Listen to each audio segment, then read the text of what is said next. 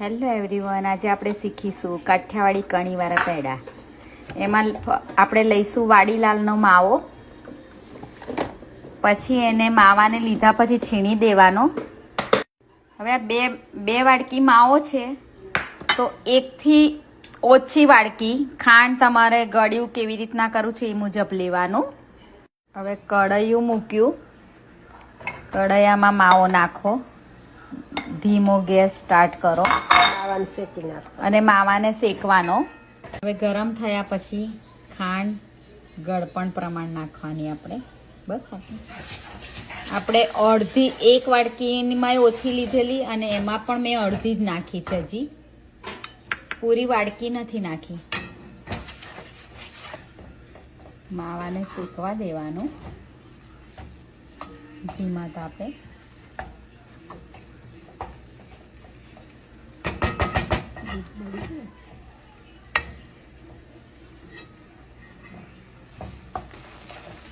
ખાંડ ઓગળી જાય અને આવું ઘી આજુબાજુ સેજ છૂટે, બ્રાઉન જેવું થાય એટલે પછી આપણે બંધ કરી દેવાનો ગેસ. આવી રીતના ઠારી દેવાનું અડધો કલાક સુધી. પછી વેઇટ કરવાની. પેડા વાળીને ઉપર બદામ મૂકી શકો છો, કાજુ મૂકો તો કાજુ મૂકી શકો છો, પિસ્તા મૂકી શકાય.